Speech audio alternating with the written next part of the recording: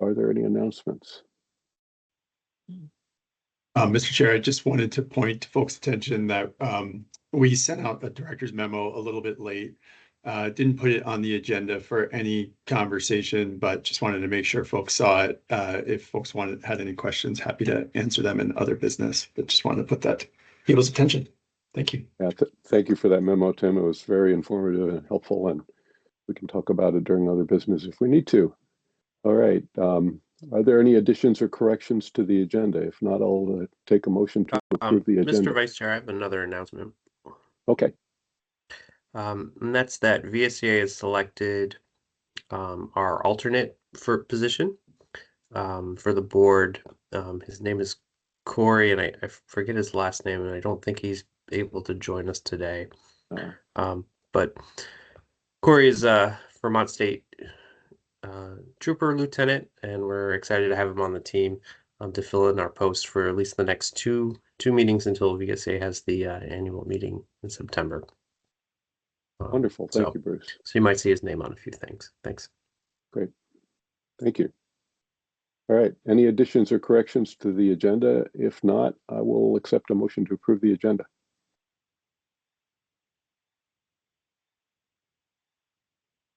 I'll move. Second.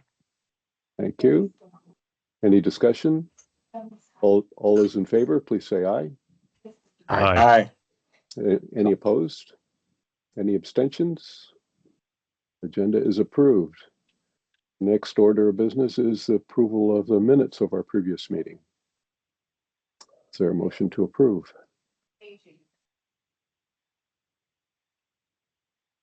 So moved. Is there a second? I'll second. Thank you.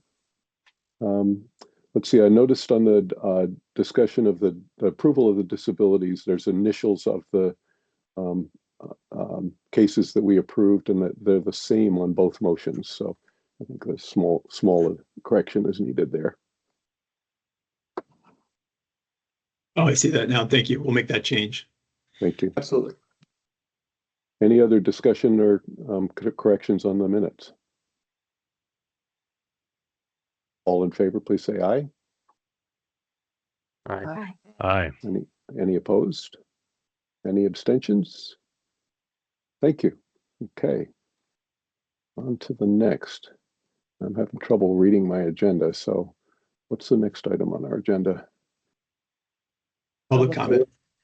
Right. Thank you. So are there any members of the public that wish to speak at this point?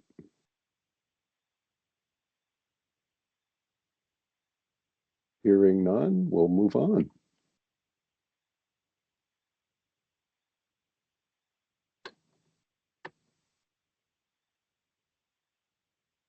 Let's see. Next item. Shoot. Next up, we hear from Empower. Right. Okay. So, Gabe, let me turn the floor over to you. Sure. Before I do that, Tim, did you want to make any announcements regarding the format as before I get started here? Yes, thank you, Gabe. My pleasure. Just wanting to flag for the board that we talked about this last time, but we're going with a little bit of a different format here with RVK providing the investment review. Sad to not see Joe Fine this month, but I think we're in good hands with Sarah and Jonathan. And so after Gabe presents on the plan performance, we'll turn it over to Sarah and Jonathan from RVK to go over the investment review and kind of walk through the format that they'll utilize. And then we have a couple other items listed on the agenda that we'd like to take up following on from our discussion last go round. So just wanted to give that heads up about the format. Thank you, Gabe. Thank you, Sure, Tim. my pleasure. Thank you, Tim. Well, good morning, everyone. Happy summer. I hope it's coming down to a close, believe it or not, in a few weeks. So I hope you're all enjoying summer and all are doing well. The Empowered team here, we're going to share some insights and some metrics. And I see we've got Melissa's here and Chip and Brian are here. So we're pretty excited. And again, I'm going to provide some high-level overviews on where we are with the plan as of June 30th. And then I look forward to listening to the performance and seeing and working, collaborating with RVK. You're in store for a treat, folks. You're in store for a treat. Second quarter was fantastic, as you'll probably see later on as they discuss the numbers. But before I get to sharing my presentation here, I'm going to need a nod that it's all there. Share, go to here. Can everyone see the plant performance insights? Yes. Yes. Okay, thank you very much. Please, at any point, if you have any questions, because I am going to go through this rather quickly to keep within our time slots here. The thing that I will tell you is open metrics. We're going to look at contributions. We're going to look at distributions, money in, money out of the plan. And then what I'm going to do is have Chip and Brian provide a field report, given some of the participant activities that we're seeing throughout the state. So with that, as of June 30th, we've got just under $772 million, representing 9,421 accounts. I was trying to look up yesterday's close, and I didn't get a chance to do that. So I don't know if Chip or anyone, does anyone know what the plan balance was as of yesterday? Yesterday's close? Because it's up quite a bit. 791,294,000. Chip, you're the best. I appreciate 791 million. So just since the end of the quarter, we're up $20 million, folks, as you could see right there. And we'll speak to that in a little bit. In terms of a quick high-level executive summary, your average plan balance is just under $82,000, and you'll see the benchmark there at 75,000 and the top 10% of large government plans in the 128,000, followed by the trends. In terms of asset strategy utilization, what are people doing with their money and how they're investing? What tools are they using? We'll get into that in a little bit. I'll peel that back. And then when we look at the overall plan, when we look at kind of the largest allocations and holdings in the plan, as you can see, about 34% are in large cap funds, followed by asset allocation, which is goal maker and your target date funds, and then across the board. Some data. We start to capture a lot of data now that we're as we go through quarter years and on the new system, and we could see that about your participants, the percentage of participants that have registered their accounts are about 60%. So that's of the 9,400 accounts, 5,600 of them have registered their accounts, and you can see we've been improving quarter over quarter, and we continue to get as close as we can to 100%. There are so many benefits to registering your account, and first and foremost, security reasons. But then just some information there, just as an FYI, no action needed, but as what it does for us is it allows us to start targeting where we need to communicate with participants. So as you can see there, we've got about 1,000 people that we don't have a phone number or an email for their account. There's individuals, no emails, work emails, etc., and 3,800 have never logged into the plan. Those are generally what we find are participants that have separated years ago and that are either on a payment method or they just simply get their quarterly statements and they're living their lives accordingly. So just some additional demographics and information as data points for your reference. Lifetime income score. This is something that for those of you that are on the website, if you interact with the lifetime income score, it looks at your income replacement ratio. You can change it to what you want, but it's defaulted at 75%. And as you can see, the average for your plan right now is at 71%. And this is based on the 2,304 individuals that actually did the calculation. The more people that engage with the tools, use the tools, the better the data is. So I wanted to share that with you, and it kind of looks at the different retirement sources.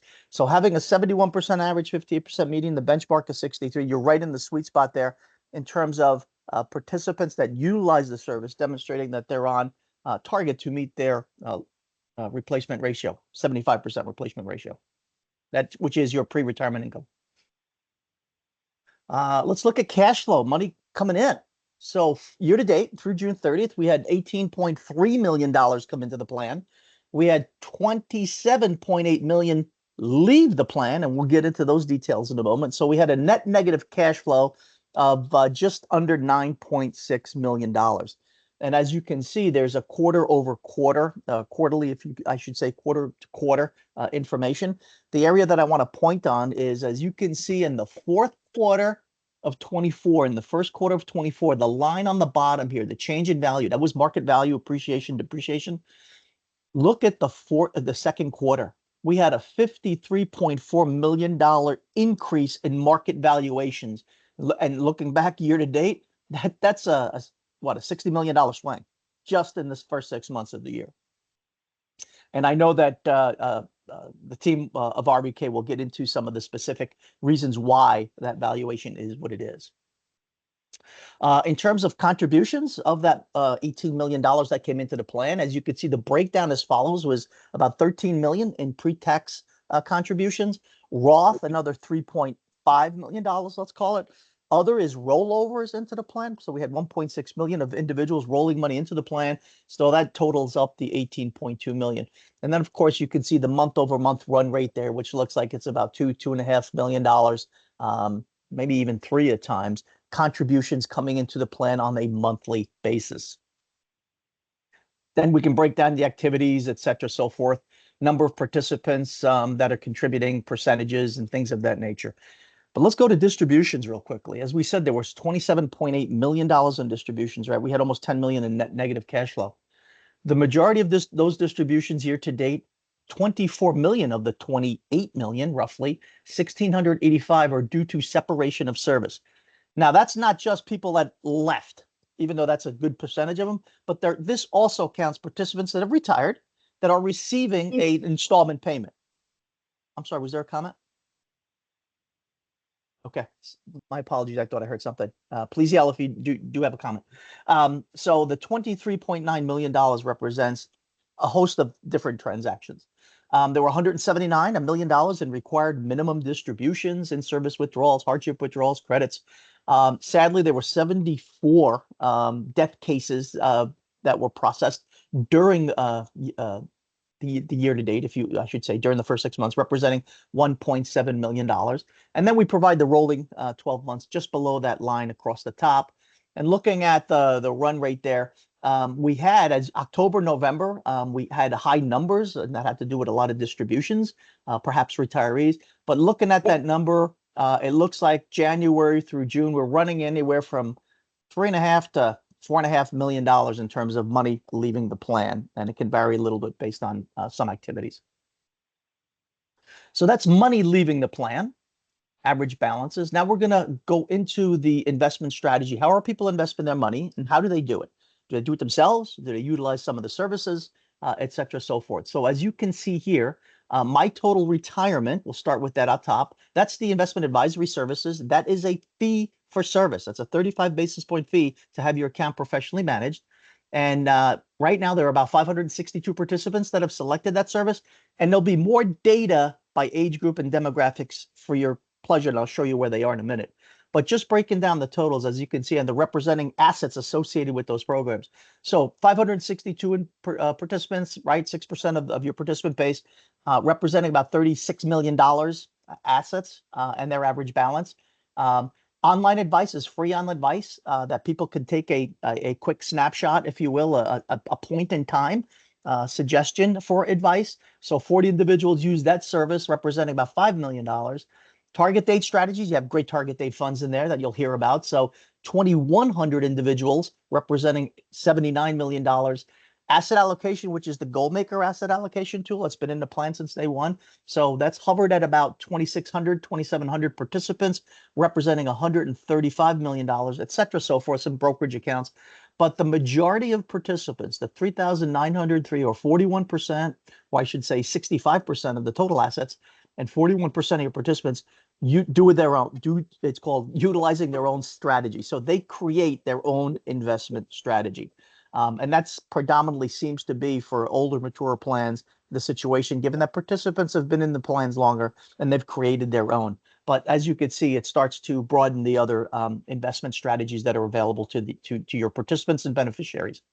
Speaking of participants and beneficiaries, so we provide active and separated from service. And what you can see here on the top across the bar, you'll see the number of people and the corresponding assets that are still in the plan and contributing versus those that have retired or separated from service.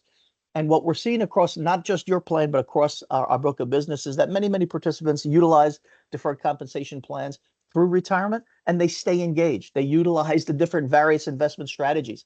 And what we're hearing from participants that are doing this is that their primary reason right now is legacy planning. So again, these are voluntary programs, as you all know. So a lot of individuals that utilize these plans start to think about, as they get in upper years and their planning's done, they like to stay engaged, like stay invested, and they start thinking about their legacy planning, et cetera. But it's nice to see that the assets remain in the plan, because it is an extreme benefit to participants given your investment lineup and services and capabilities. Advisory services, we kind of just want to show you kind of the growth rate, if you will, since it was implemented. So as you can see, back in the third quarter of 24, we were at 229 participants. So right now we have about 562 participants, again, representing, about 4.6% of the assets. At some point that will level off like Goldmaker does, but it is the newer feature. Feedback that Chip and team have shared with me is that some participants used to have advisory services. Now it's back, and they're back in it because they like it, so to speak. But again, the advisory services come with a fee, and that's very, very important to understand. And we want to make sure they understand that. Now there's a lot of demographic data here in terms of the advisory services, the age group, whether they have a balance, active, separated, their genders, their assets, things of that nature. So the next couple of pages is just data points for you to look at if you're interested in, and we just kind of roll that up for you there. The other asset allocation tool is Goalmaker, which you're familiar with, right? Utilizing the funds in the plan. As I said, it's around 2,600 participants representing $135 million. And now we're going to get into real quickly the demographics of Goalmaker, age group, the strategies, conservative, moderate, and aggressive. And then when we look at all the assets, and I've got some new slides here at the end I want to show you real quickly here, we kind of break down all of the funds and the respective assets, Goalmaker versus non-Goalmaker. But then we get into some new slides here. This is assets by fund by investment strategy. So it's just a broad look, if you will, of all your funds in the left-hand column, where it is, what services people are using. So it's pretty cool. It's pretty cool for the next couple of pages. Again, as you can see, your target date strategy and the assets there, et cetera, so forth. So these two slides here are relatively new as we break down all of the different investment strategies by fund and the number of participants that utilize those funds here in the next couple of pages. So again, just top level from a year ago, assets and participants versus assets and participants ending June 30 of 2025. Transfers, insights, demographic data. The last point I want to touch on here before I send it over to Chip is, our communication efforts are based on what we call the Empower Communication Engine. So based on activities that participants do is the messaging that they get. And because of that, we're able to get information, how they interact with us. It's highly customized and personalized to that individual. So individuals that are in their 50s per se, thinking about retiring, are going to get different messages and cover different topics versus somebody who's 25 years old and they just joined the state of Vermont and they don't know the basics of investing or the importance of saving for their future. So again, it's a very, very high-tech driven education system that we call ECE that integrates and personalizes all of the messaging. And now just some information about that. Individuals that get started, saving and investing. I'm not going to go through all of these here, et cetera, so forth, but I want to get to some of the results to show you. And again, about your population, what we know based on what they do, how many getting started, how many have a balance, how many register their accounts, who uses what services, and then how do they optimize some of those planning features. And Chip can speak to that a lot better. Again, then we want to benchmark it. So based on what your participants do and how they do it, how do your peers do it? And what do the top peers do? So here's some information on participations. For example, I'll just pick at one here. Getting started. Percentage that have a beneficiary on file. Your plan, your 457 plan, 72% have a beneficiary on file. Your peers are at 70%. Okay, what does that mean? Okay, well, this is the stuff that we look at to see where do we fall short, what messaging do we need to do more broader and getting people more and more engaged. And then some of the activities that they took, and Chip can speak to this as well, but just to give you an idea, year to date, we have new participants with a balance. How many have updated their phone number? How many registered year to date? Who's using what year to date, et cetera, so forth, setting up a personal dashboard. So those are the activities that we're looking at and we're now gathering on the new Easy system to share with you as a board and also to share obviously with RBK, but this helps build our communication strategy because we'll be doing a communication planning session later this year for 26. And when that strategy is done, and we'll do that with staff, then we'll be presented to all of you at the board to say, here's some of the things we're thinking about and kind of get your reaction, et cetera, so forth. So there's a lot of data that I threw at you folks. But net, I think this is what I call the quiet period during the summer. But clearly the topic of the day was we had the first year end, beginning of the year, the volatility that we spoke about. Well, now we're having incredible market run right now, so to speak. So that's the conversation. And I'll let Chip to speak to that in one moment because I do want to cover the following last page, which is the single deposit investment account. As we all know, this is a wasting trust. But I wanted to share with you that as of June 30th, there was $21 million in that plan, representing 690 accounts. And it looks like the run rate there, obviously no new contributions, but about $1 million year to date came out. So it's been running at about $2 million a year for that plan. So that's just for information. We don't need to get any deeper on that in terms of the types of distributions of that $1 million. Again, people that have taken the money, requirement distribution, and sadly, death cases, et cetera, so forth. And then you could see the month over month where we have activity in specifically liquidation months and events with respect to the SDIA account. So I did go through this rather quickly. I wanted to hit the high topics because you're in for a treat with the new investment review. So before I turn it over to Chip, are there any questions that I can answer for any of you? I do see a question here. Hey, Bruce, how are you? Hi, thanks. Thanks for the great presentation. And I just wanted to I appreciate that. have Thank a you. request for next quarter. In the executive summary, the participants with a balance is trending up, which is exciting to see that we're getting more people involved with this and planning for the retirement. My request for next quarter is if you can also put quarterly trend lines for the two subcategories that you have on that slide with the active participants and those who have separated, so we can see if there's any trends with those two different populations. Okay, I'll look into that because I have to talk to my data folks. I don't know what our full capabilities are. If I can't, I'll explain why. But if I can, we'll get that. Thank you. Thank you for the question, Bruce. Hi, Beth. You have a question?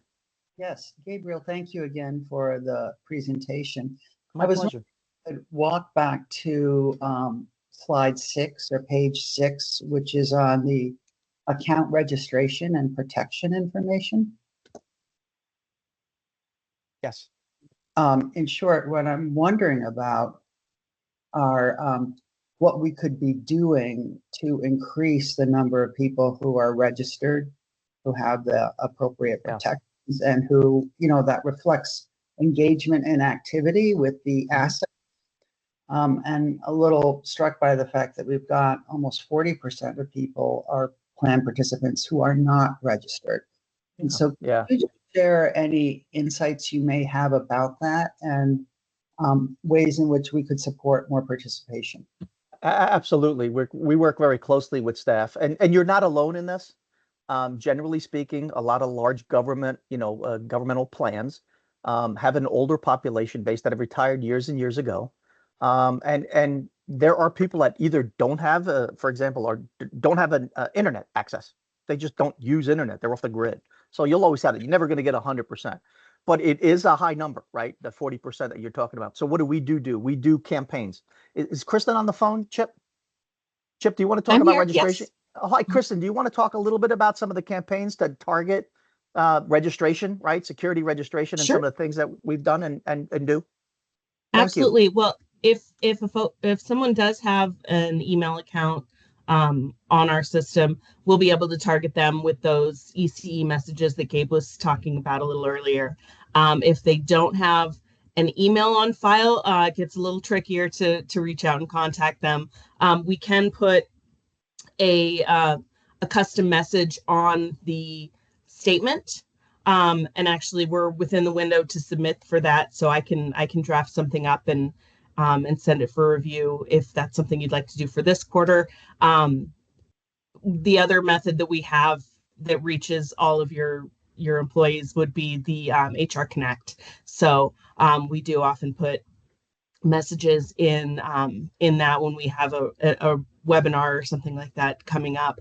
We'll throw in an article that ties into that topic. If we don't have one, it's open, and we can certainly put in a reminder to folks to go in, register, check it out, meet with a retirement plan advisor, Chip or Brian, to go through it with them. May I Sure. ask follow-up? And thank you for that. The group that I represent are the retirees, so they're not going to be getting the HR Connect. And I'm curious about, first of all, is it possible for people to register just using old telephonic technology? Can they get on? Sure, absolutely. They can call in. So the statement message, if they're getting, especially a paper statement, they will see it on there. But yes, they can call in and register as well. They have to call in. They have to call in, though. I want to make this clear because I've learned this. They have to call in to register, meaning speaking to an account representative or work with the retirement plan advisor, because when someone registers online, they have to put in an email, for example, or a cell phone number to validate it. And that's where a lot of the disconnect happens. There are people that don't have a cell phone, so we can't text you, we can't validate you. And so it has to be done through the call center. So the important thing is, but yes, absolutely. We can definitely do things, Beth, to reach out to retirees specifically. And we'll work in conjunction with staff to do that accordingly. Chip and Brian, can you talk a little bit about the meetings you have and how do you address this issue, this very issue? Absolutely. And I also wanted to jump in and say that I actually ran into Beth a couple of days ago, and she had a great idea of, I assume it's okay for me to speak about this out loud.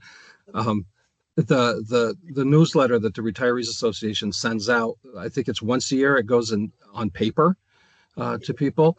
It goes multiple times a year on paper, but once a year, we're able to send it to the entire list of retirees. And that's the fall. And so I was hoping that we could get a blurb from you that we can put into that newsletter that would include things like a telephone contact, again, with the idea that maybe some of the people missing are not internet users or don't have cell phones, or may have, ended their service many, many years ago and have As a result of the conversation we had the other day, Krista and I actually have a meeting scheduled. I think it's for 1:30 today, to talk about that very thing and another campaign. As many of you know, I've ridden this wave of switching companies from time to time, and it's when you start with a new company, you start back at zero again. So we're up to 60% again. And now we're getting back to those people that are a little tougher to reach. And this is one of the things we're doing. And another thing we're going to announce, I'm kind of jumping ahead here. One of the things we're going to announce in that newsletter, thank you very much, is that we are now scheduling retiree specific one-on-one days around the state. So we're going to schedule times in different, and we're already started. This has begun.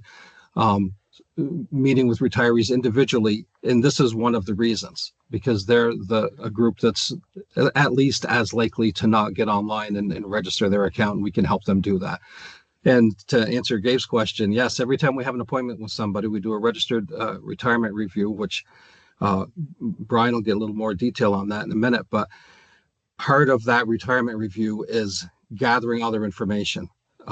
We have one screen where I can go with somebody and update their cell phone number, their home phone number, usually removing home phone numbers these days, email addresses, personal and work email addresses, all of that, getting all of that information up to date, as well as getting them registered online. So that is something that's part of our everyday process. So Beth, thank you for that opportunity. That is an opportunity. So yes, we will do something. Yes, we can do something. And yes, we will. Yeah, and I was going to add, definitely from our own experience, we've seen that communications coming directly from the employer, like that newsletter, tend to be more authoritative, tend to be more likely to be, read, and tend to be effective sometimes in whether, getting accounts registered or getting folks to and beneficiary information, some of those things sometimes, and getting folks to, log into their account. Some people who are less engaged, I think, are often more likely to respond to employer-directed communications. And of course, physical mail campaigns, in generally speaking, in addition to that, can be done on top of that as needed. And they are the ones that are more likely to reach those populations that, to your point, are just not as connected to like digital technology. And I apologize, I have one other question, and then I will stop monopolizing. It's on slide 12, and it's about distribution activity. I say 12 because it's like page 12 on my PDF. And so I see, where would people who are making a decision to remove the money from the Empower plan to roll it over into other IRAs that they have? I see where we see that coming in, but how much activity do we have going in the other direction, and do you track it? We do track it. I believe at the last meeting, I was able to get a report. I think we run a report either every 6 months. I think I'm trying to get it every 6 months or at least once a year of all the activity, of all the money, and to where it went. The total assets that stayed in plan versus the total assets that was rolled out, and the top institutions that it went to, whether it went to Vanguard, T. Rowe, et cetera, so forth. So we do provide that. I have provided in the past, and that will be part of. Right now, it's on a semi-annual basis, but that'll be included. Do you have access to the last report? I think it's called a Money in Motion report. I think I sent that at the last quarter. If not, just ask Chip, or feel free to call me, and I'll make sure you get that information. But yes, we do monitor complete rollovers and the amount of rollovers that leave the plan. Correct. So, Gabe, on this summary, those would generally appear in separation of service in that category? Correct. Yeah, separation of service, or individuals that took total and complete withdrawals during the period, or individuals that are receiving installment payments. Yeah, as you could see, 1,685 actual transactions of the disbursements, and then of those, it kind of breaks it all down to different. For example, separation. In this month, July 24, there's 300, 200, 268, et cetera, so forth by month. So, yeah. But we'll roll that up at the dollar level and the institutional level. Great questions, though, Beth. Thank you so much. Thank you so much.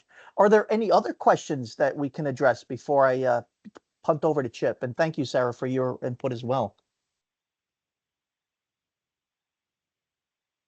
Okay. I'm going to stop sharing here for a moment so I can see all your pretty faces and everybody smiling, which is wonderful.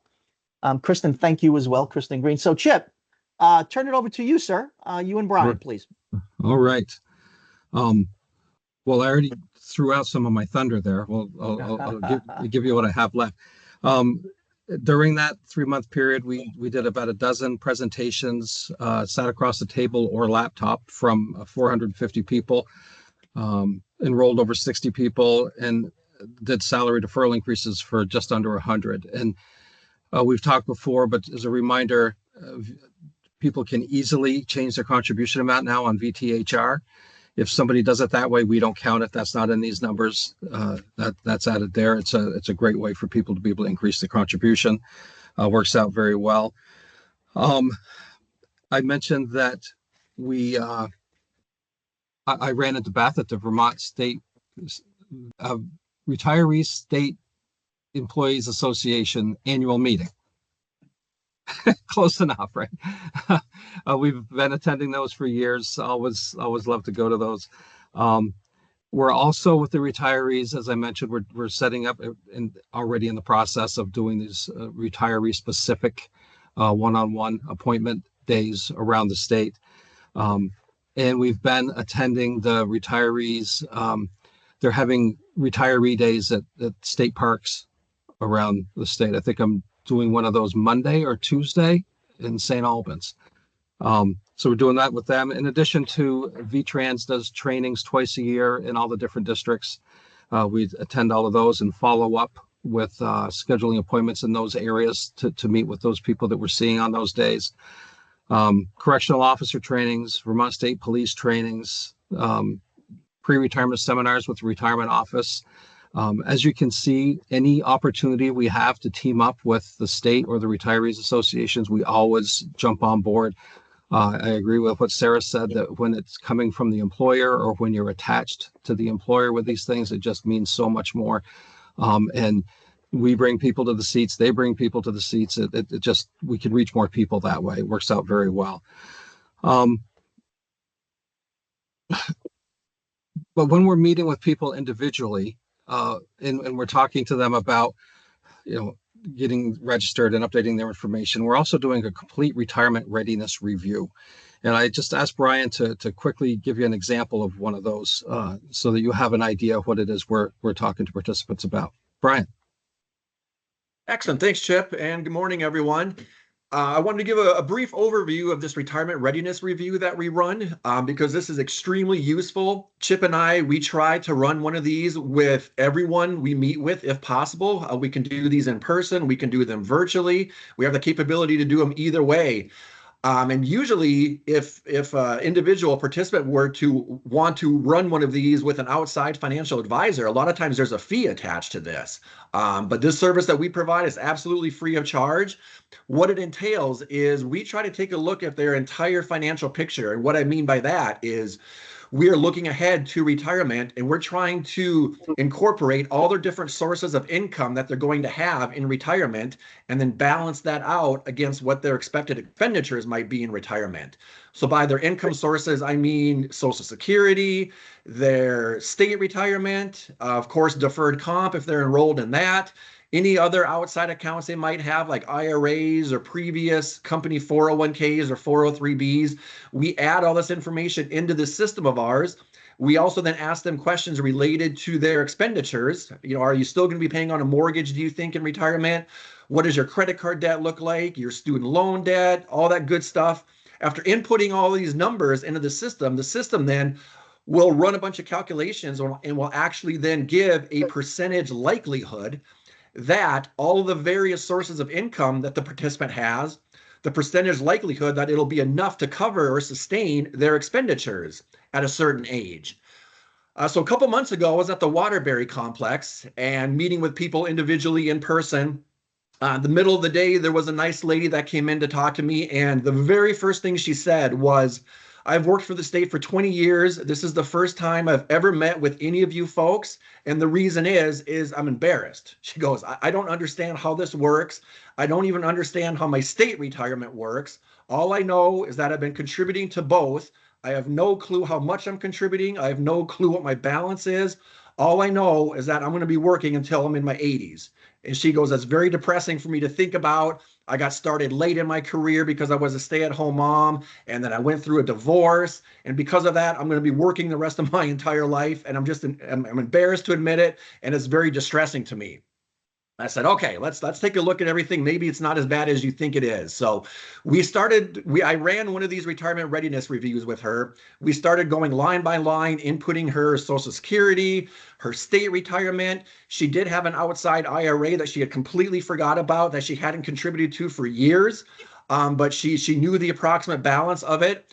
She was shocked to know how much she might be getting from her state retirement when she did retire. She had no clue it was going to be that amount. And she also was surprised to know that she could increase her contribution amount to her deferred comp plan at any time. Like Chip mentioned, folks can go right online now to VTHR and do that, whereas before they had to complete a form. She was under the assumption that she had to wait for open enrollment period to increase it, and that she could only increase it once a year. I said, this is absolutely something you can increase at any point along the way. Her expenses were not nearly as bad as she thought they were, other than a mortgage that she was paying on. She was actually in pretty good shape expense-wise. So after inputting all these numbers into the system, the percentage likelihood at age, I think it was age 65 or 66, came back in the 90% threshold, which is an extremely attractive amount. And I remember she kind of sat back in her chair. There's about a 5-second pause. And she says, wait, so you're telling me that so I think she was in her mid 50s. She says, you're telling me that in 10 years, I can actually retire? And I said, yeah, according to the numbers here, you're looking pretty good. You're not nearly in as bad a shape as you think you are. And the smile that she had on her face, I remember that to this day. She had the widest grin. She says, Brian, I cannot thank you enough. She goes, this is the best news I've heard in months. She said, I thought I was going to have to work until my 80s. She goes, I had no clue I was in this good a shape. Now, after getting all these numbers together in one place, I have a much better idea of how things are looking. And she says, you absolutely have made my day. She goes, I'm going to walk out of here with a big smile on my face. Like, thank you so much for doing this. So this does happen from time to time where people, they think they're in much worse shape than they actually are. After getting all the numbers together in one place, they find out that, wow, I'm actually not in as bad a shape as I thought I was. Another good thing about inputting these numbers into the system of ours, this retirement readiness review, they all end up transferring over to their online portal through us, through their Empowered Deferred Comp online portal. They can then see all these numbers together in one place when they log on to their Empower account. They can even make changes and edits to these numbers then going forward. So if they're not sure of their exact Social Security amount or their state retirement amount, we can just go ahead and put in estimates for them for now. And then once they know those amounts, they can go in and change them on their own. So it's an extremely useful tool that we do. It's a valuable service that we run for folks. And again, at the end of the day, Chip and I can both tell you there's always a good number of people that always look at us and say, wow, I did not realize I was in this good a shape. Thank you for doing this. So just wanted to give that background and provide that detail of this retirement readiness review. I'll turn it back over to you, Chip. Thank you, Brian. It is a lot more fun when it goes that way than the other way. It does go both ways. Sometimes you have to tell people they don't want things they don't want to hear, but better for them to know now than the day before they were going to retire. So, and it's very popular. I did a presentation for the Department of Agriculture at their summer get together and scheduled a few days of appointments from that. But by word of mouth about what happens in the appointments, I ended up booking 11 full days as a Department of Agriculture. So people seem to like this and are talking about this process being helpful. So I'm really happy to be doing that. Unhappy to have to tell you, you probably notice we're talking about Chip and Brian. We're not talking about Gillis. Gillis Owen, who you've seen in this meeting quite a few times, has taken advantage of an opportunity elsewhere. He's moved on. And we are in the process right now of hiring his replacement. So that'll be happening soon. Just wanted to make sure the board was aware of that situation. With that, any questions on anything? Excellent. Thank you, Brian. Back to you, Gabe. Yeah, thank you, Chip, and thank you, Brian. Hopefully you've got that person registered and you got their beneficiary updated as well, right? You got to go for the full sweep there, buddy. You got to go for the full sweep. Yeah, absolutely. Yep. So I'll pause 1 second. If there are any questions for any of us, and if not, Mr. Chairman, I will turn it back to you. Thank you for your time and attention. To you, sir. Thank you, Gabe. Thank you, Jay. Nice, thorough report. Really appreciate all of the information. So thank you. Thank you. I guess next is to hear from RVK. And, Mr. Chair, if I could just take a brief moment to introduce the topic today. The investment review will probably be a little longer than it will typically be because it's a new format. So Sarah and Jonathan will go through what we will expect to see from their reporting framework going forward. Then we'll move into the discussion we've had before about moving to lower fee share classes. On the executive summary, page 5 of their report is the proposed action we're planning on today. And then really pleased to be presenting the investment policy statements today. Those are going to be presented as draft, and we're not looking for action today. We're hoping folks can take some time with them, look at them, and provide any feedback you have. We'll take them up again next month.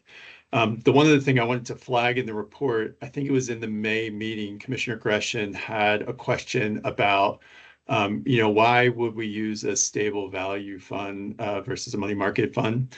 If you look down in the appendix at the very end of the deck, there's actually a really nice deck that Sarah and Jonathan put together for us that kind of teases that question out.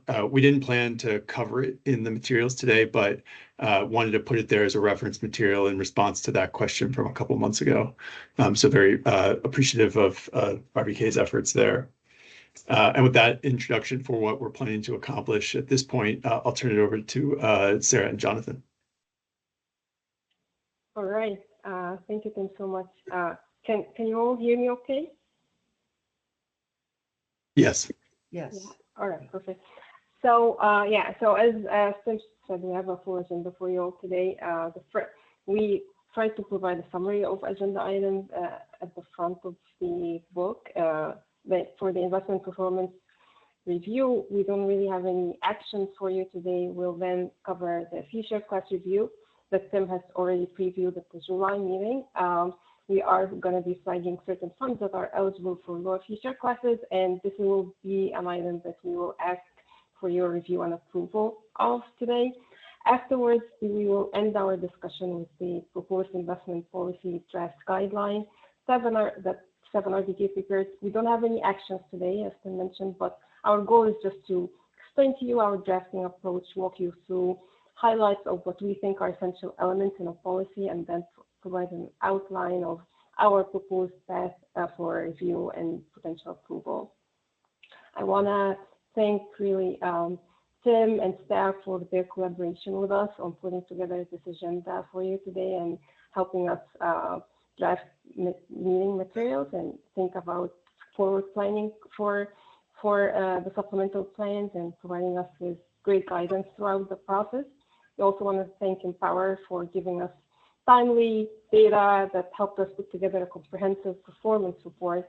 Client onboarding is really a very difficult process sometimes for record keepers, and there's a lot back and forth, a lot more than you would get in a normal quarter. So we really appreciate the responsiveness and the support from Gabe, Melissa, and the entire team throughout this process. With that, I will hand it over to Jonathan to walk you through highlights of the capital markets in the second quarter. Great. Thanks so much, Sarah, and thanks, members of the board. Obviously, as Sarah mentioned and Tim previewed for you, the first few pages of RVK's performance reporting will always include a capital markets review. We're going to go through that a little bit more extensively today just to orient you to what it contains.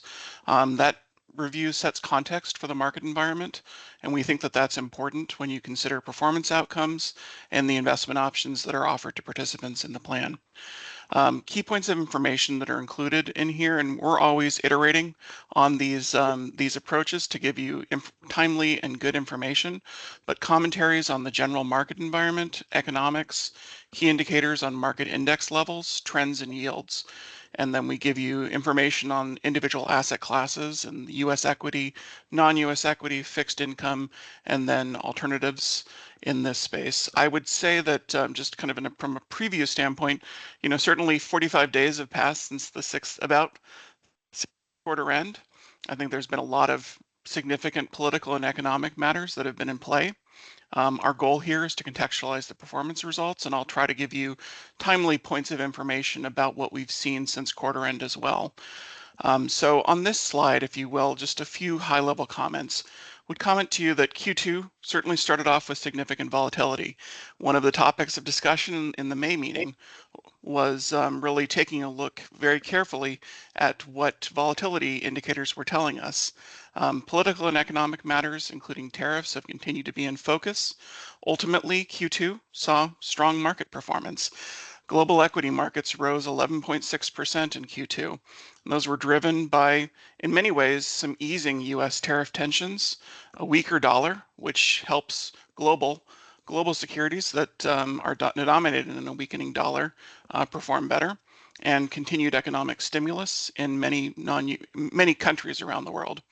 To that point, non-U.S. developed and emerging markets outperformed the U.S. So we've seen that year to date. Global bonds, both domestically and abroad, posted positive returns. Really, the only major market segments that were negative on a calendar year-to-date basis were small cap stocks, which were hit harder in the first quarter, and REITs, frankly, which are the publicly traded real estate investments. Looking forward, all eyes are on tariff announcements, continued deals that are being struck, and the FOMC's or the Fed's next rate decisions, which are coming in next month's meeting. Broad expectations by the market are that we'll likely see the first of potentially several reductions in that September meeting going forward into the remainder of 2025 and into 2026. The odds the market has put on that now are quite significant for at least 25 basis points, if not more. I would note that strong performance has continued in Q3 to date. The S&P 500 and NASDAQ actually yesterday hit all-time highs. They did give back some of that yesterday at the end, but global is still slightly outperforming calendar year to date, the US, but fundamentally, those are some of the perspectives on kind of the broad markets as we look at this. Sarah, if we can move to the next slide. This slide really is a continuation of our volatility thematic series that was reviewed in May. It shows 4 potential forms of a quote-unquote fear benchmark and their movement since the start of the year alongside 5 different specific points over the course of the quarter that may have been points that we think were drivers of some volatility, or at least prospective volatility at the time. Volatility perceptions and reality are sometimes different, and you experience them different than you expect them. And sometimes we think that these are metrics that we're reviewing with clients just to give a perspective of how you as individuals and certainly as fiduciaries on the overall investment program can consider metrics that help you understand the markets better. Briefly, as we go down through this, and there's certainly some deep technical details on this that we could go through, but if we go down from the top down, really what we're looking at with 2 different dotted charts, one of which is lighter and a gray solid line and a darker gray solid line. The top down, is what's known as the option adjusted spread, and that's a measure of implied risk in the bond market. It's indicative of higher levels of compensation that bond investors require to invest even in investment grade bonds. And so what you can see is that saw a spike in April, but it's moderated since. Going down to the gray, the lighter gray line, that's crude West Texas Intermediate. So this is a measure of oil price expectations impacted earlier in the quarter by impacts of tariffs on the strength of the USD. So effectively, we actually saw that measure go down as we saw USD, which those West Texas Intermediate contracts are denominated in, come down.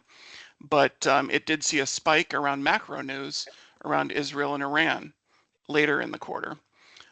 The VIX metric, which sees the most explicit spike in the middle of the page on this, looks as it's an options-based volatility metric that a higher metric here indicates a higher degree of volatility currently expected in the markets. We saw this spike in April, but it's moderated. And then the lower measure on this is what's known as the SOFR, or the overnight kind of T-bill, overnight banking funding rate relative to the T-bill rate. So basically, this is indicative of the risk premium that banks are requiring to lend to each other. And what you can see is these are each different metrics of volatility around the markets and different facets of that. But they've remained, this particular metric has actually remained relatively stable over the year. So in sum, I guess, relative to this page, we would say that there's definitely been escalated political and geopolitical uncertainty in 2025. But obviously, the Q2 performance saw strong market performance, and that's continued. Key measures of market volatility, although we saw some periods of stress, they've largely subdued and haven't materially changed since the beginning of the year. And what we would note and continue to highlight for DC plans specifically is this continues to highlight the importance of offering a wide range of diversified and risk-aware options to participants, emphasizing the importance of using educational and allocation tools, and reminding participants of the long-term nature of their investments. Before I move on to some asset class specific comments, are there any questions on this? Yes, the strikes me that the volatility indicators that you're using here appear to be fairly strongly correlated with each other, at least for the period you're showing us. I wonder if you have a comment on that. I would say that in many ways they are casting a perspective of different areas of market risk and different areas of drivers of volatility. They can be macro risk, commodity oriented financial sector risk, as well as the market risk measures of specific performance of any type of equity risk. So they do have some correlation. But there are certainly periods where they actually have performed differently, and I think that those are elements that I think we always look at too. So part of that could be the macro versus financial trends and dollar denominated and currency moves, which were fairly pronounced and have continued to be the year to date. But it's a great question. So Sarah, maybe we can carry us forward just briefly into the remaining slides. The next slide on U.S. equity, really just after a rough start to Q2, equity market globally recovered, ended quite strongly. Some thematics as we're going to go into in the performance of the investment options. Large cap outperformed small cap in the quarter domestically. Growth outperformed value, largely driven by the recovery of the technology sector. And I would note that, as you can see on the bottom left side, valuation metrics, which we report here, many assets domestically are at or near historically high prices, and which we would say, this is a, prospectively something that could lead to more challenging investment environments if market volatility begins to more consistently reflect points of concern. Moving us forward into non-U.S. equity, just briefly, very strong returns. They were ahead of the U.S. markets. Growth also outperformed international value. Remains behind though on a calendar year to date. Small cap outperformed large cap in the U.S. Emerging markets performed well as well. From a fixed income standpoint, on the next slide, fixed income indexes performed positively in Q2 and for calendar year to date. Bonds were not as strongly performing as stocks. We did see some yield movements, short-term yields coming down, while long-term yields going forward with an eye toward forward perspectives on the rate moves. Credit risk sentiment after some bit of a shock in April improved in the quarter. And we have two additional slides here just briefly.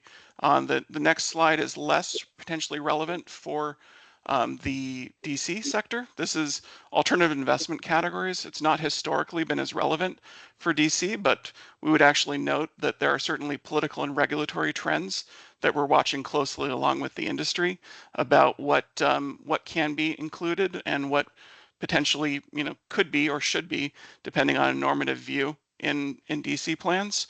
And so we think it's relevant to include that as well. And we end with a snapshot of asset class performance. We call this a quilt chart, largely because it looks like a quilt. But one of the things that you can see is its historical calendar year performance by underlying index that you can consider across a broad swath of opportunity. And really, our primary message here is just illustrating the benefits of diversification and keeping focused on providing participants with a wide variety of options and giving them the ability to invest, but then also the tools to make good investment decisions. So with that, I'm going to turn it back over to Sarah to kind of walk us through the plan's specific performance.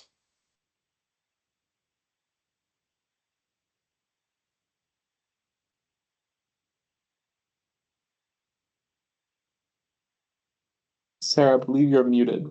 Yeah.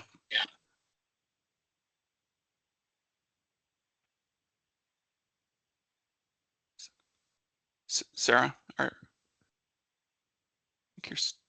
I think Sarah had to connect on her phone. There was a little bit of a sound quality note, but Sarah, are you? Apologies for that. I know she's still connected on the computer. Sarah, I think if you just come off. All right. Okay. Can you hear me now? Yes, we can hear you. Perfect. Sorry, I switched back from the phone audio. Something was going on there. Or, sorry about that. So I just want to say that this is the first report we're putting in front of you all today. So we have a common framework that we use for DC plan reports, but no two client books are completely identical. We discussed a lot of, the pages we're showing to you all here with the staff and made some tweaks. I already have a couple of tweaks in mind that I'd like to make after today's meeting. And we welcome your feedback today. And if there's anything you'd like to see, we're happy to incorporate that. Really, this is your book. Our aim is to make it as effective and as useful to you as possible. The report covers both the single deposit investment account and the 457 deferred comp plan. We'll start with a quick snapshot of the single deposit account, followed by the deferred compensation plan. Gib did a really good job covering flows and cash flows and assets, so I'm not gonna spend a lot of time on that. The account is fully invested in the State of Vermont Stable Value Fund. This is a multi-manager commingled product. It's an institutional quality strategy that is run by Mission Square Investment. As you can see here, we show performance relative to both a benchmark called the Morningstar US CIT Stable Value Index. This is a benchmark of similar stable value managers that are structured similarly as commingled products. And you can see here that performance relative to that benchmark has really been reasonable and in line with the average manager across different time periods. We also show performance relative to a bit wider peer group of investment metrics, stable value managers across both commingled products and separately managed account. You'll also see that relative to the peer group, they have done really well. They have ranked in the top 25% of managers over different time periods. So this is really a good performance, and that strength in performance is especially notable given recent challenges that Mission Square Investment has faced. Mission Square Retirement, which is the parent company of Mission Square Investment, has experienced outflows and some organizational turnover. Over the last few years, they have lost some of their record-kept plans, and with that, they have lost some assets on the investment side as well. Mission Square also has seen some organizational and team changes inside of that subsidiary, including some turnover on the strategy as well, on the portfolio management team. The lead PM has departed earlier this year, and there has been replaced by Oliver Meng, who is part of the Mission Square investment firm team for more than 14 years. And he's also an industry veteran. So this is really one of the mitigating factors there, is that despite that turnover, we don't have any concerns with the new PM on the strategy. And of course, we're happy to see that despite all of that, performance has been generally very consistent. So no immediate need for action from the board today, but this is just something we wanted to flag for you. This is something that our research team has flagged for us that is worth closer monitoring. This strategy is currently undergoing some additional research by our team, giving those changes, and we will likely be reporting back to you with some updates in the coming months. Moving on to the 457 plan. As of the end of June, assets stood at approximately $773 million. There has been a modest decline in assets from the last quarter. What we're trying to do on this page is highlight some high-level statistics that we think are useful to see from a high level and review on a quarterly basis. On the top left, where we show the participant mix by cohort, active versus terminated, and it's helpful to understand that mix because it really informs a lot of the cash flows and behavior we see within the plan. On the top right, we show average and median account balances and total participants on a quarterly basis. What you see here is that since last fall, the number of accounts has increased, while the average balance has edged lower just slightly compared to the third quarter of last year. The bottom left chart maybe shed some light on why that is. you see that there has been distributions that have generally outpaced contributions in each of the last 4 quarters, as Gabe just described, even as participation edged slightly higher over time. And this likely is what is explaining the trend we're seeing on the top right chart. Separate participants tend to hold maybe slightly higher balances than new participants joining the plan who tend to have 0 balances, or they're still starting to save. So leakage generally in DC plan is something that we like to monitor with our DC plan clients. It's an important topic to continue to explore going forward, because ultimately, as Gabe mentioned earlier, it's really important to encourage folks to stay in the plan as a deferred comp supplementary plan. It's really helpful to highlight the benefit of being in the plan, and it's really a win-win for participants as well as the plan as a whole, leveraging the scale of the state. Having more participants in the plan allow you all to negotiate lower fees, offer them more resources, and everyone will benefit from that compared to taking assets out and where they will not have the same institutional quality low fee options that you all offer to them now. The bottom right shows adoption of the MyTooler retirement managed accounts by age cohort. As I said, I won't be spending a lot of time on cash flows, since this is something that Empower covers really well. Maybe looking at how participants are using the menu, you are offering them 3 investment tiers that are meant to meet their needs and their desired level of engagement with the plan, as well as their investment know-how. For folks who would like to be invested in an asset allocation fund or service that the state has vetted on their behalf, you offer multiple do-it-for-me options. The first one is the target date funds. The T. Rowe Price target date series is the default options. Currently holds around 14% of total plan assets, and you have about 23% of participants fully invested in the target date series. You also offer them the MyTooler retirement managed account service. Roughly 6% of accounts and about 4.6% of plan assets are in the service. You also have an additional tool that is not for a fee, the GoalMaker asset allocation tool. It's not captured here as we didn't have the data to break it out, but a portion of those in the core menu are actually GoalMaker participants. There are about 28% of the plan participants who are fully invested in GoalMaker, and this tool is managing about 17.6% of total assets. If you include those participants under the do-it-for-me category, you'll have about 57% or so of all plan participants who prefer to delegate the asset allocation decision to the state.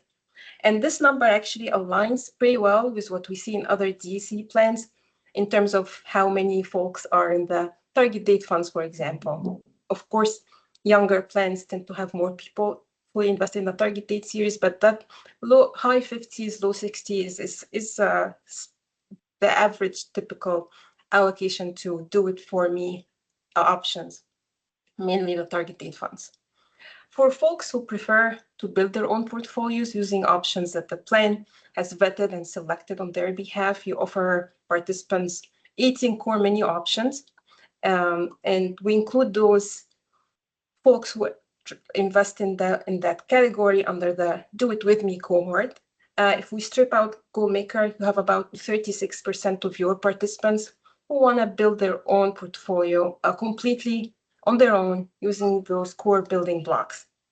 You'll see that there is another 7% or so who actually are invested in both the core menu options and target date funds. That's not, of course, a practice that we encourage. So education around the importance of maybe understanding the goal of the target date funds and using them appropriately is something that we suspect you already do now, and it's something that would be helpful to continue doing. Now, for folks who prefer to build their own portfolios. Sarah, I do see we have a question. Sure. Yeah, please. Thank you, Tom. Sure, thank you. I was just curious about how the Empower fees for the managed accounts compared to their peers? So, no, great question. So, Empower actually grandfathered in the fees that the plans were charged under the Prudential agreement, which was 35 basis points.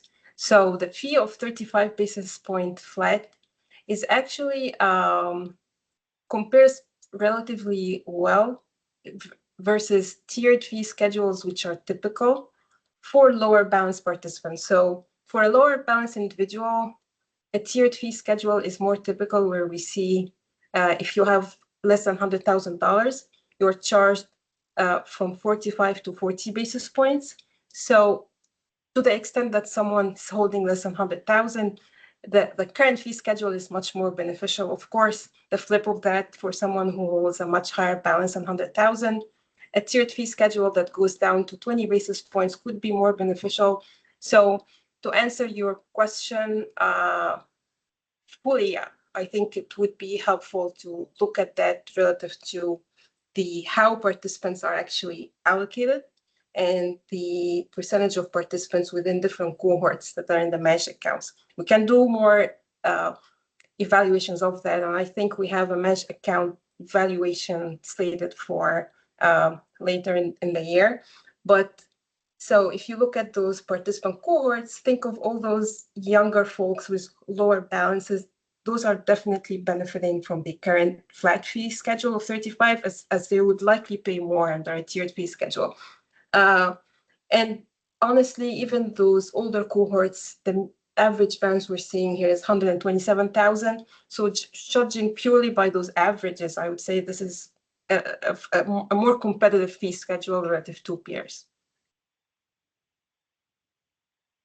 But of course, we'll do more digging there as part of the managed account review later. Gabe, anything to correct me there?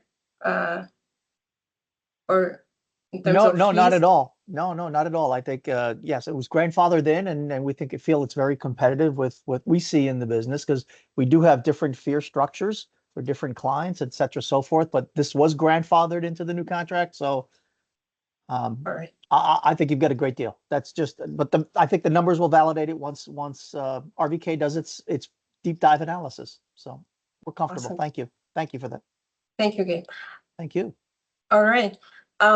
So with that, maybe we can jump into this page.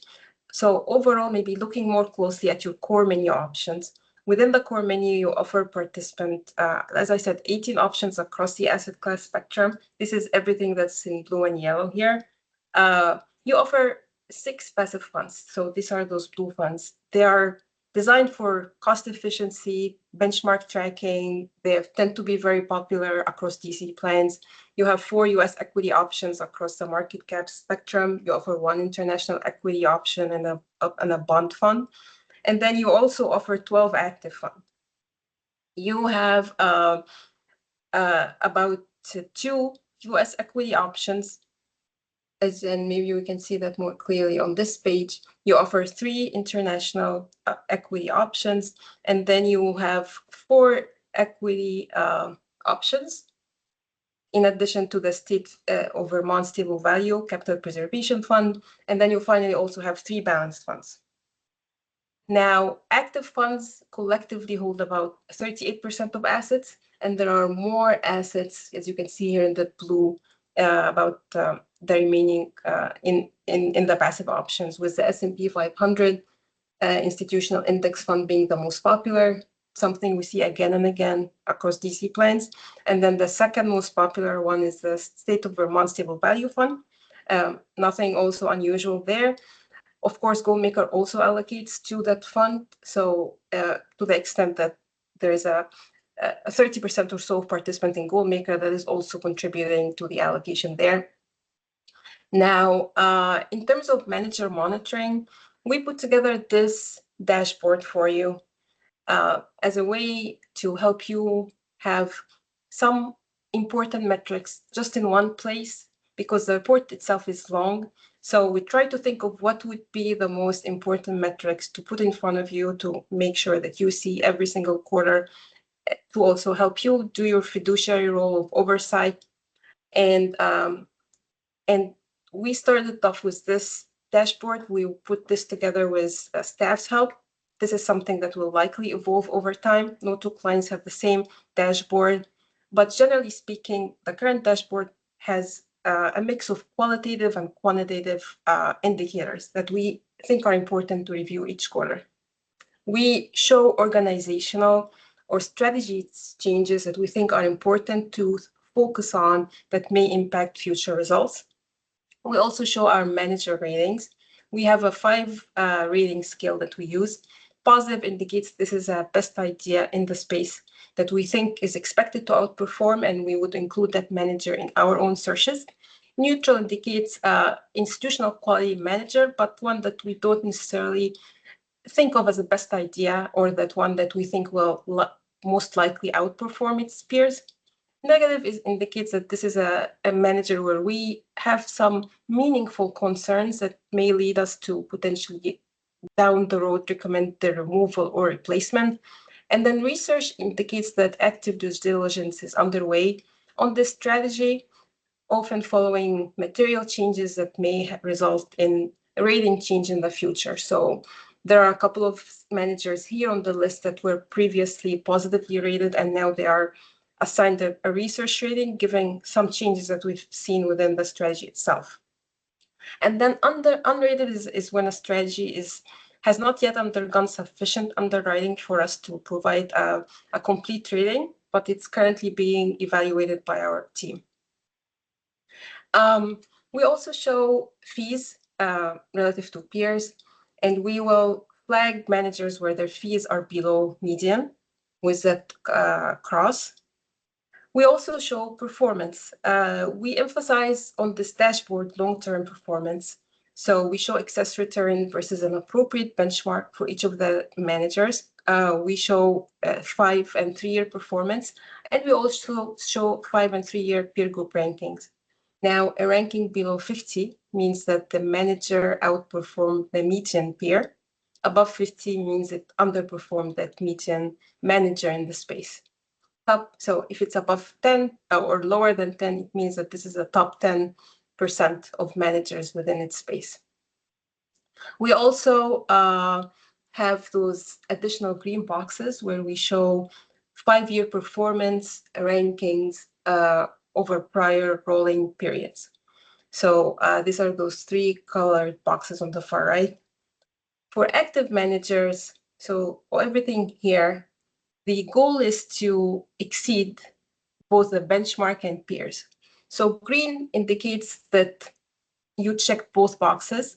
Yellow indicates a miss on one of those 2 dimensions. You underperformed either the benchmark or peers. And then red indicates a miss on both of them. For passive options, peer rankings are less relevant. So the evaluation is more binary. The key metric here is how well are you tracking the benchmark? So green indicates you're tracking within a normal range. Red indicates you're tracking outside that expected range for your strategy. And that acceptable range really varies by asset class as well. So with that intro, I'm happy to jump into just your managers, provide an overview of our views of each one, but want to pause to see if there are any high-level questions on that general framework. All right. So starting with let me jump in, Sarah. Sure. The Vanguard FTSE, that fund has difficulty with finding appropriate peers, I think. And so I'm wondering what you're using as your benchmarking for that fund in particular. No, great question. So you're right about peers. It's the universe of managers tracking social index. First of all, it's tracking a unique index. It's the FTSE for Good, I believe, Select Index, which is a Vanguard. I think they uniquely track it. There are a handful of passive equity indices with an ESG mandate out there. So the universe we're comparing it to is the universe of all large cap equity managers. And the ranking you're seeing here generally suggests that this fund has outperformed the median active peer. So that 19 and 36 ranking is just showing that.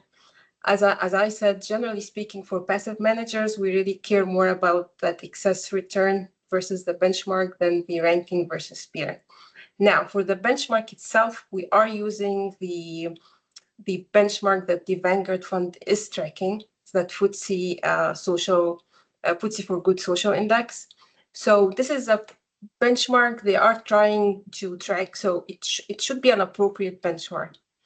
But you will have rightly noticed that the tracking error here is flagged as above the acceptable range. So that's why it's red. So our expected range for large cap equity managers is to track more tightly within a 10 basis point range. And they have slightly went above that, and they have been consistently actually at 12 or 13 basis points. We think this is likely influenced by cash flows. This fund, because it's a newer strategy, it has experienced more positive outflows in earlier years, and then in the last couple of years, there has been a lot of headwinds and outflows from those strategies, and this may have contributed to that. We are taking a closer look at the strategy and its performance driver, but we think this is potentially the main driver of that tracking. That being said, it's really tracking very close to that upper end of the range, so we're not very concerned. And one more thing I want to add on the strategy, if you look just right below it, the Vanguard Institutional Index, this one is tracking the S&P 500, and they're both ranked against the same peer group.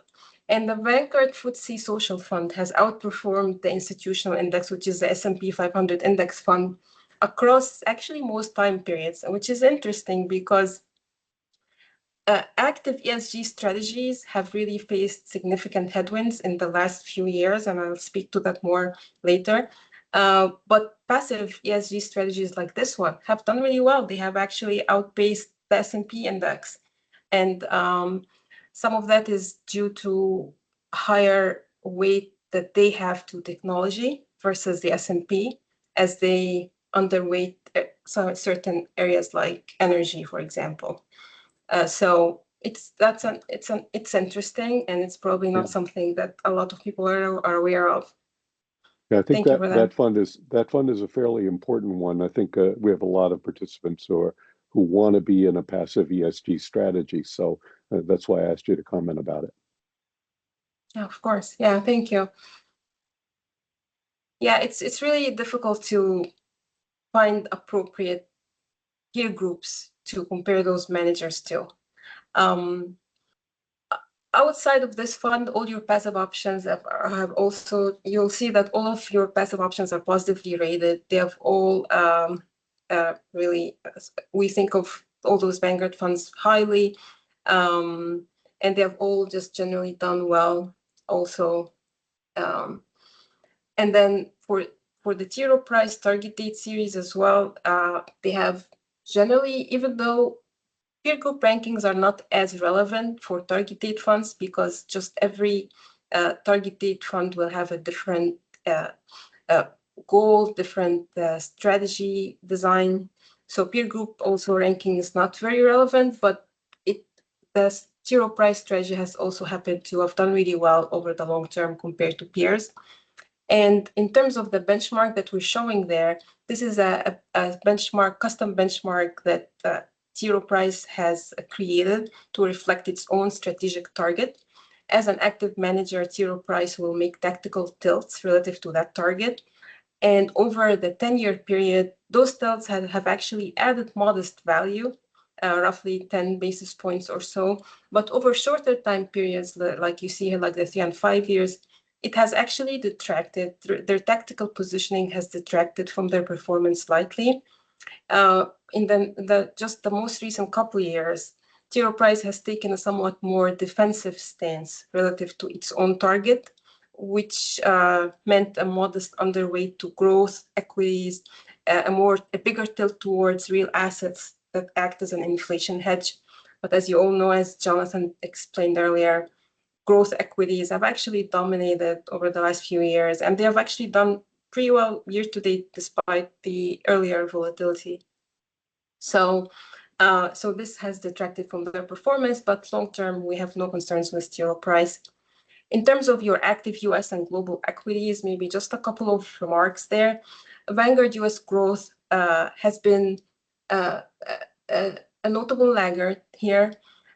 This strategy has came through, I think, a difficult period, a difficult stretch in 21 and 22. It had a very aggressive orientation that hurt its performance earlier on. They have since actually rebounded very well. And if you look at their performance later in the report for 23 through the year to date, they have done very well, but they are still catching up from that earlier underperformance. And you can see that here already in the most recent 3 year, they have already ranked in the top 20 percentile. So no concerns with Vanguard at this point. The other manager I wanted to flag. Let me interrupt. I'm struck by how similar your comments on that fund are to Joe Fine's comments in previous meetings. So yeah. Yeah, they have really rebounded. That is true, and yeah, so for growth strategies like this one, where they take bigger aggressive bets, there can be wide volatility in performance. So there might be a bigger question on whether or not having a growth strategy with wider tracking error continues to make long-term strategic sense, but in terms of the manager itself and its performance, all three of its sub-advisors are really strong, and we don't have any immediate concern with them at all. And yeah, happy to see them rebound. Glad to hear that. The other one I wanted to point out is impacts. You have two strategies managed by impacts, including a global equity strategy, as well as a 60-40 sustainable strategy here, balanced strategy. They have both underperformed benchmarks and peers, albeit those peers are not, as we discussed earlier, the most fit in terms of understanding how they performed relative to ESG themes. But we also think it is appropriate for ESG strategies that are actively managed to compare them to peers that are not necessarily sustainable as well. Given recent Department of Labor guidance, and we can talk about that more in future meetings, it is really important to, and they have always have recently stressed that it is important to hold ESG strategies to the same financial performance standards as non-ESG strategies. So the Department of Labor has rejected the idea that ESG strategies should be compared to a universe of their own. They should be held to that same standard as other large cap equity strategies, for example, if they are large cap mandates. So even though I wanted to stress that the differences in style here being part of the reason they seem to underperform peers, we do still think this is a right approach for sustainable strategies, and we hoping to see those strategies outperform going forward, because underperformance could be driven by one of three things. It could be something cyclical, so renewable energy is underperforming in 25 because of the new administration has made some changes to regulations and rules that kind of led to a lot of folks flocking out of certain renewable companies in the market. So that is cyclical, that is expected to change going forward. There are also reasons that could be more structural in nature and persistent. And that is what we want to make sure is not the case. We want to make sure that your managers are not underperforming because something structural about how they create their portfolios. And of course, the most important, we want to make sure there are no manager-specific issues with how Impacts itself is managing its strategy that is causing it to underperform. So poor manager decision making could be also a driver. So we're those two impact strategies have actually been positively rated in the past, but they have been turned to research because of just the significant performance challenges they've met in over the last couple years. And we're meeting with them. We will be reporting to you all in the coming quarters, in the coming months about their performance. And we are trying to decide exactly that, whether it's more cyclical, whether it's manager driven, and that the manager is making poor decisions on the portfolio. So more to come there. But there has been, as we have pointed out there has been some changes within that impact sustainable strategy. There has been a portfolio manager turnover. One of the lead PMs on the strategy has departed the firm, but there's still continuing. The three other managers are still on the strategy and leading the team. So we don't have concerns with those changes, but we just wanted to flag them for you. Just for the sake of time here, there are a couple of more managers here where we flagged the PIMCO total return ESG strategy has historically underperformed its non-ESG counterpart, the flagship PIMCO total return. But we, as you can see here, very happy to see that it has rebounded as well in the most recent, in 24 and year to date. So looking to see that continue going forward. And before, maybe if one final comment here, as I alluded to earlier, later in the meeting, we will talk to you about our proposed investment policy guidelines and watch list policy that the staff and RVK put together. Those documents are meant to create a structured process for deciding when to increase due diligence on a manager and how to decide on whether to keep a manager or remove it from the menu, for example. So, of course, not every client needs to have a watch list policy, but it creates structure, it creates consistency also in the evaluation approach, and helps with documenting your existing oversight process. So just wanted to highlight that there may be future changes to the dashboard to include watch list potential status for managers, and maybe flagging certain managers that we would recommend to place on watch. So more to come on that later in the meeting. But that concludes my comments on performance. I want to see if there are any questions on that before moving on, or any comments from Tim or anyone else. From me, I'm happy to see if there are any questions, but I do want to just acknowledge timing today for folks. We have a couple more items to get through, so I do want to try and move through them to make sure we can spend appropriate time on the other issues. Yeah, no, thank you, Tim. All right, so moving on, the next item on the agenda is the fund share class review. Now, I'll go ahead, Tim. And maybe I can kind of take this one. This is one that we've been talking about for a couple meetings, where RVK has helped us to identify a couple of funds where we are eligible for lower fee share classes, largely because of the collective structure we use, where Empower Record keeps all of the supplemental plans with us. What we had wanted to do over the past month was, after identifying eligibility, look at what the revenue share was for funds coming back to the plan. And so on page 5, what Sarah has shown on the screen right now identifies the current fees, any revenue share coming back to the plan, and then where we would end up in a new share class.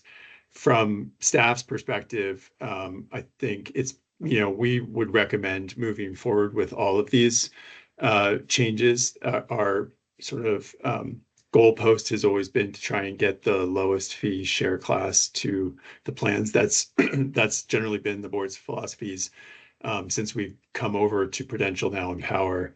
And so with these changes, what we wanted to, and the follow-up that we did over the past month, we wanted to recommend for the board's consideration a motion to authorize the transition of the funds listed on page 5 of the RVK report from the higher to the lower fee share classes as recommended by staff and RVK. I want to just put that motion out there, and then if there are any questions to discuss. Would anyone like to make that motion? Need a member to make the motion I in would. order to act on it. Is there a So second? moved.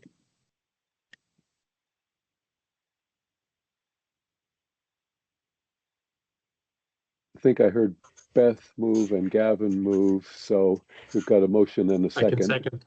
Okay, Great. thank you. Any discussion about that motion?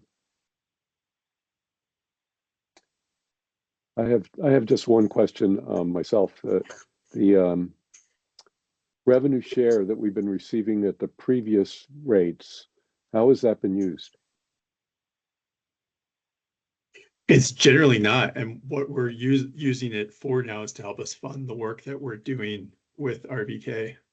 Okay, so it benefits participants, but indirectly, whereas the lower fees would directly benefit the individual participants who are in those funds. Yeah, okay. Any other discussion on the motion? All those in favor of the motion to change the share classes as proposed, please say aye. Aye. Aye. Opposed? Please say nay. Any abstentions? Motion carries. Thank you.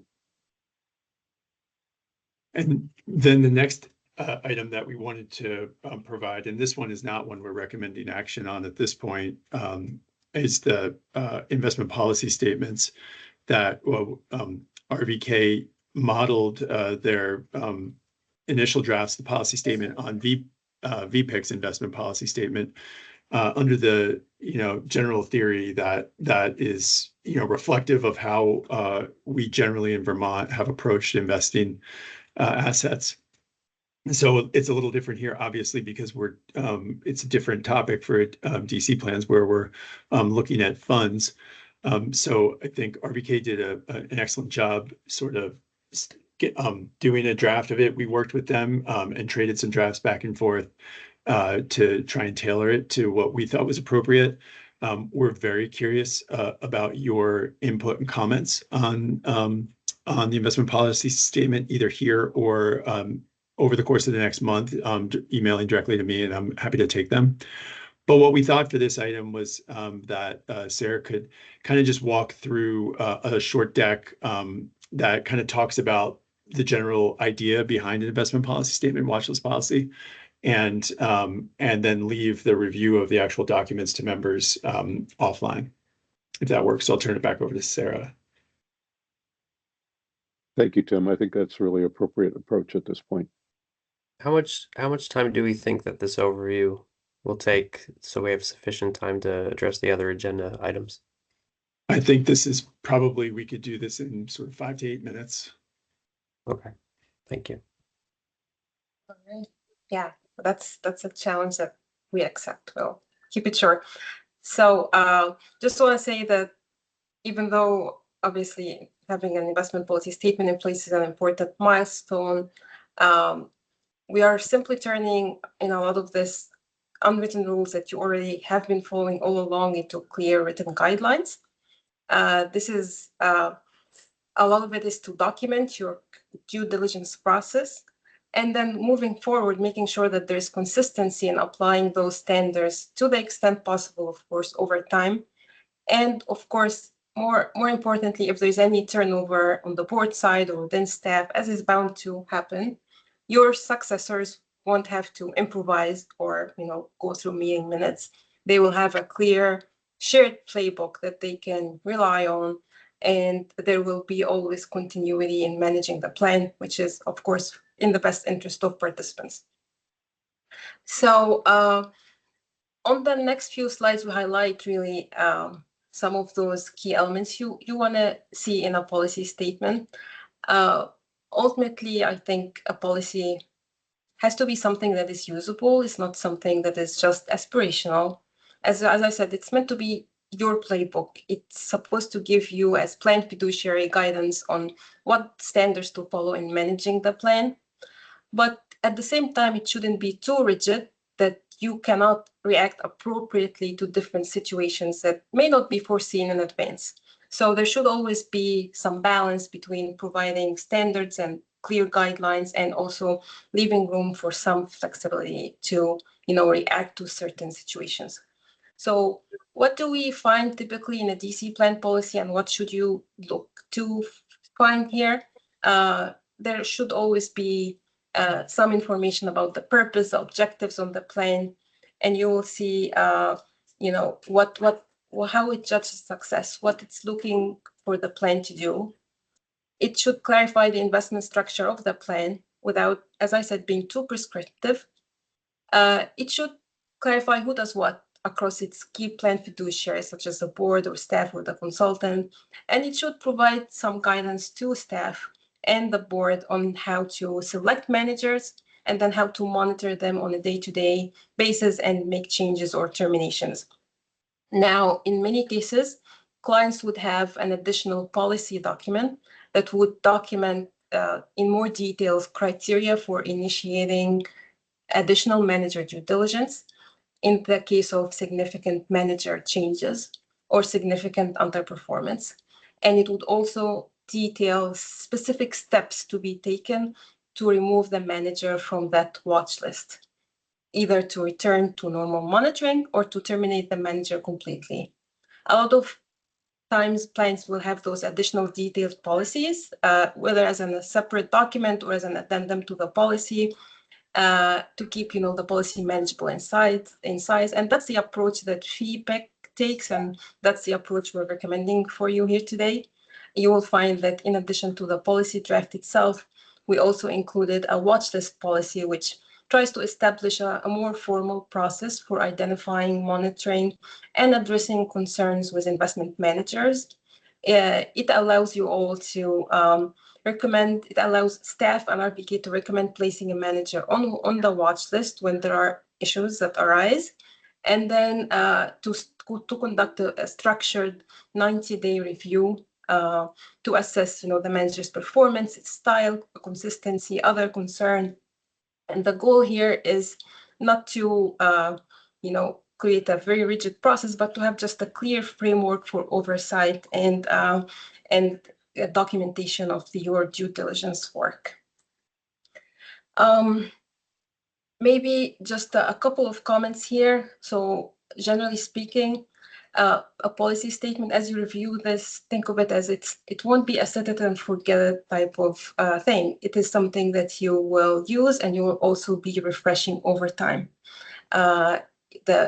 The policy statement is meant to create a periodic review cadence for certain things. You'll see that there is some guidance on periodic reviews of certain items like investment fees or the IPS itself, or investment manager performance. And it will also include certain responsibilities for staff and for us to do certain things like monitor your managers or vendors or provide periodic fiduciary education. So these are all things that we're meant to do on a regular basis to comply with the policy. And that's a lot of, these are all things that you're currently doing. This all it means that we'll continue to do all the work that we're doing right now, and to document all that great work, making sure that the regular rhythm of doing periodic reviews continues going forward, and that the board will be proactive rather than reactive by having those regular reviews done on a periodic basis. And then, of course, the policy itself needs to be reviewed in the future, and we'll always have opportunities. We recommend doing annual reviews of the policy, so we'll always have opportunities to fine-tune the policy, make changes to kind of respond to the needs of the plan, or any changes to regulatory environment, or changes to the needs of the plan itself. Now, for you today, as Tim highlighted, what we're asking you all to do is to simply review the policy, make sure there's comfort with the scope of the policy, the general principles that are outlined. And the goal is for you to just take your time, look at the language, look at the roles and the responsibilities. Does the plan provide the right level of flexibility? Do the manager monitoring and change processes that we're recommending read correctly to you all? Think of the end goal here being having less ambiguity, more consistent decision making, and picture, those different tasks that you are going to be doing on a regular basis, such as adding a fund or making a change, and how staff will be checking always against those documented policies for guidance. So that is really the role of that policy. And then from there, please share feedback with staff and us, and we're happy to incorporate any feedback you provide between now and the September meeting into a new policy draft. And then we'll return to you in September with an updated policy and a companion watch list policy for your review and potential adoption at the next meeting. And from there, this is something that we will be using going forward to make recommendations to you potentially for adding managers to a watch list or make other recommendations consistent with those guidelines.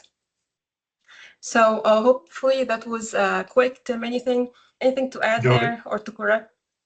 I think that's just right. I think I'll just echo again the request for any kind of feedback that folks might have, so that in September, we can consider moving forward with adoption. Yeah, thank you. I think this kind of document provides a really clear statement of one of the key elements of this board's fiduciary responsibility, and so it's very important. And I like the clarity of the draft, and I look forward to further comment about it. Thank you. So we included both the investment policy statement and watch list policy draft in the at the appendix of this report for your review, and look forward to any feedback or comments from you all. Thank you very much, Sarah and Jonathan. I think that will conclude the supplemental plan portion of the meeting. I'll turn it back over to you, Mr. Chair. You were muted, Jay. Thank you, Tim. Yeah, next on the agenda is disabilities. So is there any desire for executive session for either of these cases? And if not, I'll entertain a motion to approve the Medical Review Board's recommendations.